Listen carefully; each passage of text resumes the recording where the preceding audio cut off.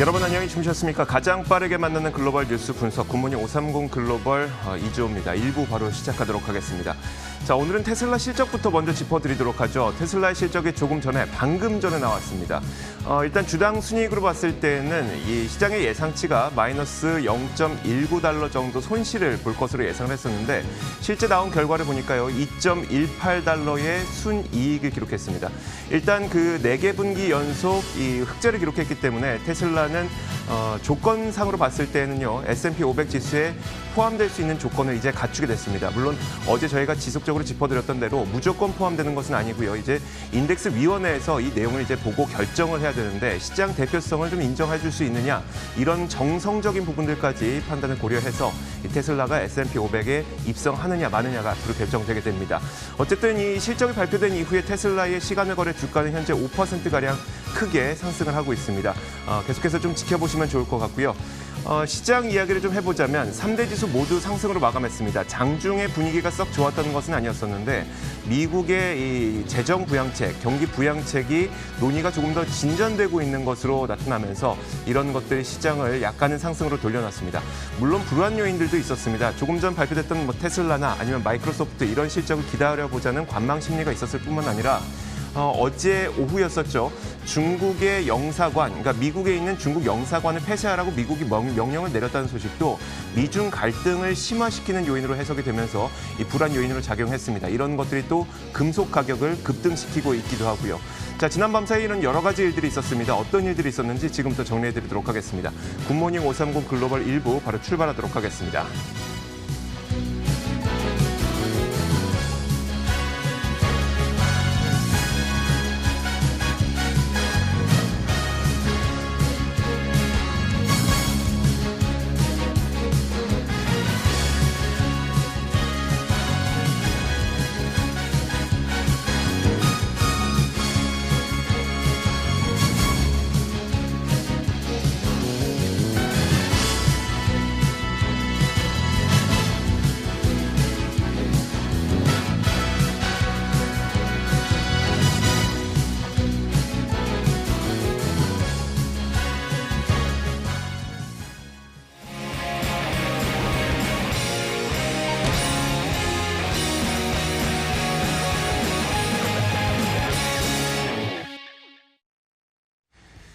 자, 미국 증시 마감 동향부터 확인해 보도록 하겠습니다. 장혜진 앵커 3대 지수가 어떻게 마감된지 정리해 볼까요? 네, 현지 시간 22일 미국 3대 지수는 미국과 중국의 갈등이 고조됨에도 불구하고 코로나19 백신과 관련해서 긍정적인 소식이 들려오자 일제히 상승하면서 문을 닫았습니다.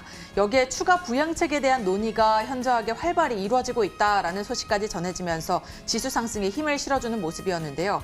시장 상황을 전반적으로 살펴보면 먼저 미국과 중국의 갈등은 더욱 악화되고 있습니다. 미국이 중국의 휴스턴 주재 총영사관을 72시간 이내 폐쇄하라라고 전격적으로 요구한 건데요. 미국 국무부는 미국의 지적재산권과 개인정보를 보호하기 위한 차원이라고 밝혔습니다.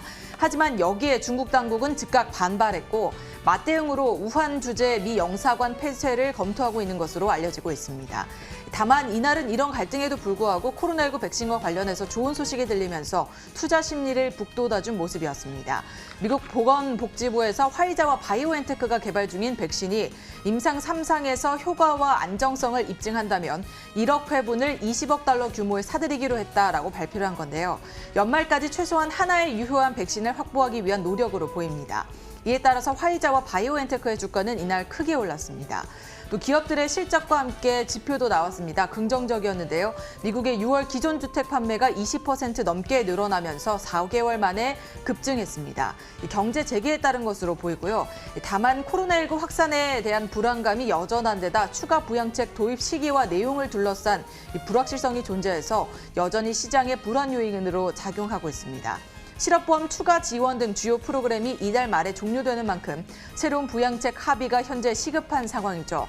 여전한 이 견해차를 고려한다면 과연 빠르게 합의가 될 수 있을지 미지수입니다.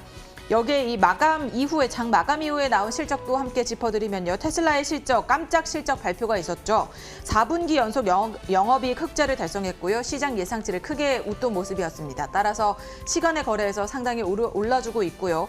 이어서 마이크로소프트 역시 주당 순이익 시장 예상치를 웃돌았지만 클라우드 서비스 부문에 있어서는 전분기보다 조금 줄어든 사용량을 확인을 하면서 시간의 거래에서는 2% 넘게 빠지는 모습을 확인해 볼 수 있겠습니다. 보다 자세한 마감 상황도 함께 보시죠. 먼저 다우지수입니다. 다우지수 이날 27,000선을 터치하면서 장을 마쳤는데요. 0.6% 넘게 오르면서 27,005포인트 거래 마쳤습니다.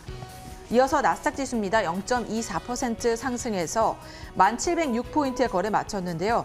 이날 눈치 보기를 했다고 볼 수 있겠습니다. 하락과 상승을 반복하면서 막판에는 상승세로 가닥을 잡는 모습이었습니다. 마지막으로 S&P 500 지수입니다. 0.6% 가깝게 오르면서 3,276포인트 거래 마쳤고요. 막판에 상승폭을 키워가는 모습이었습니다. 이렇게 3대 지수 일제히 오르면서 장을 마쳤는데요. 상품 시장 이날 어땠나요?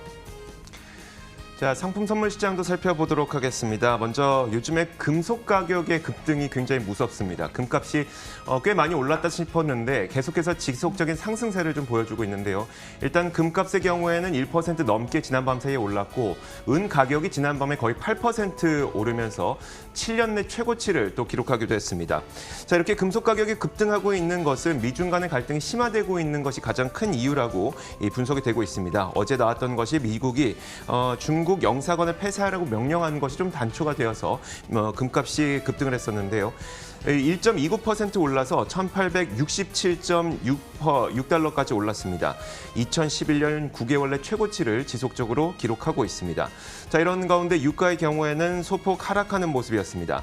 어제 발표됐었던 API 주간 원유 재고가 700만 배럴 이상 증가했다는 것이 약간은 이 원유 가격 상승에 부담이 됐던 것으로 분석되고 있습니다.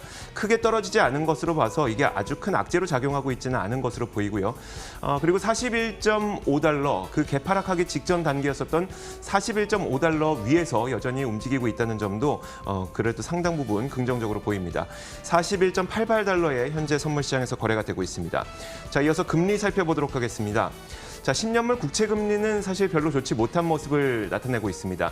미중 간의 갈등이 불거지게 되면서 이것이 금리를 하락시키는 요인으로 작용을 했는데요. 0.6%가 무너지면서 0.596%까지 내려간 채 움직이고 있습니다.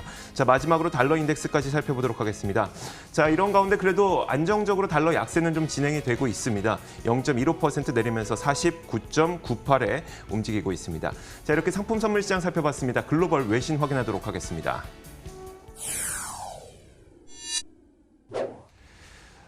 첫 번째 소식부터 한번 살펴보도록 할 텐데요. 어제 시장에 그리고 지수 선물 시장을 크게 하락시켰던 요인이기도 했었죠. 어떤 내용일까요? 네, 맞습니다. 미국과 중국의 갈등이 더욱더 악화되고 있습니다.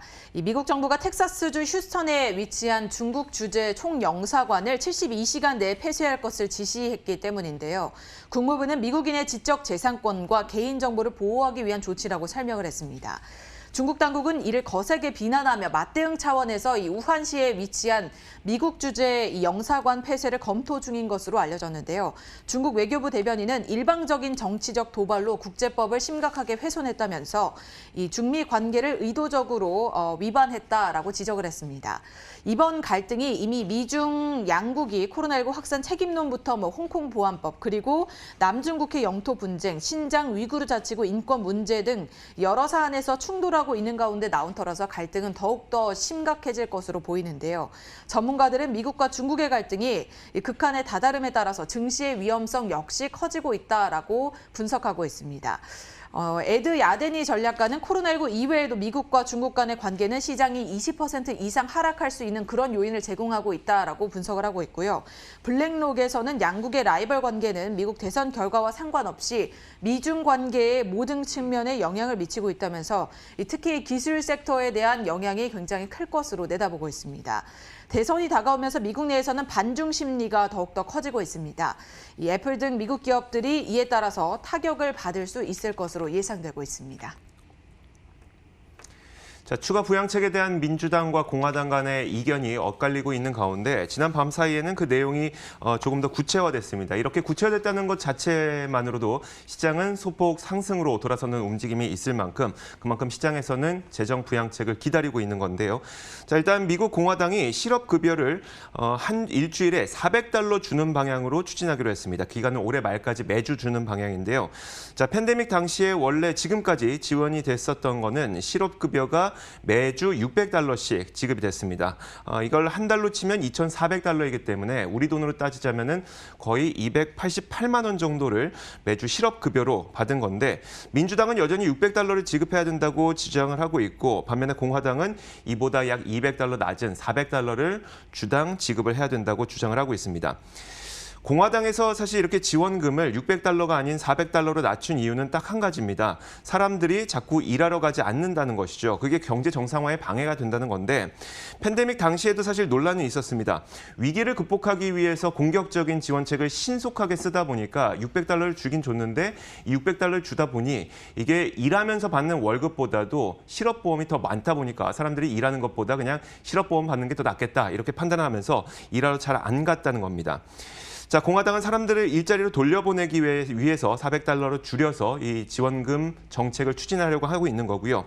사실 지금 금액 규모보다 더 중요한 거는 바로 부양책이 시간 내에 과연 통과되느냐입니다. 의회 관계자는 이달 말에 예정된 데드라인을 넘길 수도 있다고 밝혔는데요. 그렇게 된다면 공백 기간이 생기기 때문에 이 공백 기간을 보완할 수 있는 보완 조치도 고려하고 있다고 덧붙였지만 여전히 민주당은 이마저도 반대하고 있는 상황입니다.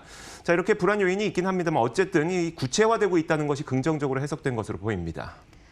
네, 다음으로 종목 소식 이어갑니다. 애플과 관련한 소식인데요. 미국 하원에서는 현재 이 애플과 여러 IT 기업들을 상대로 경쟁 제한 등 반독점법 위반 조사를 벌이고 있습니다. 다음 주 월요일에 있을 미국 하원 반독점 청문회를 앞두고 애플 측에서는 이 개발자들에게 수수료를 30% 물리는 것에 대해서 타당한 이유를 드러내는 연구 결과를 발표를 했는데요. 아마도 이 청문회에서는 애플의 앱스토어와 관련해서 질문이 쇄도할 것으로 예상되고 있습니다.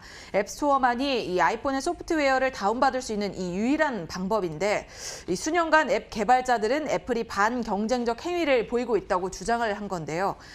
애플이 디지털 상품에 대해서 수수료를 물리는 것, 또 디지털 구매를 위해서는 오로지 이 애플의 결제 시스템만을 사용하게 만든 그런 기업 관행에 대한 불만이 쏟아져 왔습니다. 애플 측에서는 이 새로운 연구 결과를 내놓았는데요. 해명한 것으로 볼 수 있겠습니다. 앱스토어의 수수료와 관행은 이 구글 플레이 앱이나 아마존 앱스토어 등 다른 디지털 시장과 크게 벗어나지 않는다는 그런 해명을 했습니다. 비슷한 태도를 취해왔다는 것이겠죠. 특히 수수료율에 대해서는 다른 디지털 시장과 비슷한 수준을 취해왔다면서 다른 앱스토어와 비디오 게임 디지털 시장에서는 일반적으로 약 30% 이상의 수수료를 부과하고 있다라고 설명을 덧붙였습니다. 다른 소매상들이나 여행 예약 서비스 등의 디지털 시장에서는 특히 그들의 서비스에 대해서 30%가 넘는 그런 높은 수수료율을 취하고 있다라고 덧붙였고요. 그러면서 앱스토어를 통한 소프트웨어 유통이 오프라인 소매 판매를 통한 이런 유통보다 훨씬 더 저렴하다고 설명을 했습니다. 애플과 아마존, 구글, 페이스북 등 IT 공룡 빅4의 최고 경영자 CEO들은 사상 처음으로 이제 다음 주에 반독점 청문회에 함께 출석해 증언할 것으로 예정되어 있습니다. 다음 주에 어떤 결과들이 나오게 될지 계속해서 주시해 주셔야겠습니다. 자, 코카콜라 이야기도 한번 해보도록 하겠습니다. 우리나라에서도 예전부터 배당주로 굉장히 인기가 많았던 주식 가운데 하나인데 사실 팬데믹 과정에서 좀처럼 오르지 않아서 많은 분들이 또 답답해하고 있는 기업 가운데 하나이기도 합니다. 어제 실적을 발표했는데요. 그 관련 내용을 한번 살펴보도록 하겠습니다. 자, 코카콜라가 좀비 브랜드를 없애버리기로 했습니다. 인기가 있지만 거의 유명무실한 잘 팔리지 않는 인기가 없는 브랜드는 있지만 인기가 없는 그런 브랜드들을 다 없애버리겠다는 이야기인데요. 코카콜라 CEO인 제임스 퀸시가 코카콜라가 갖고 있는 브랜드만 400여 개인데 이미 그는 올해 초부터 팬데믹이 시작될 당시 인정사정 없이 인기 없는 브랜드는 없애버릴 것이다. 구조조정, 그러니까 브랜드의 재편을 할 것이라고 밝힌 바가 있습니다. 당시 그는 이렇게 얘기를 했는데요. 소비자가 원하는 더 적지만 큰 브랜드 위주로 브랜드를 재편할 것이라고 밝혔고요. 이미 이 내용은 시작이 됐습니다. 코카콜라는 주스 브랜드인 오드웰라를 이달 말까지만 생산하고 그 이후부터는 생산하지 않기로 했는데 이로 인해서 300개 정도의 일자리는 사라질 것으로 보입니다. 그는 대신에 미닛메이드 같은 브랜드에 더 투자할 수 있게 됐다고 설명을 했고요.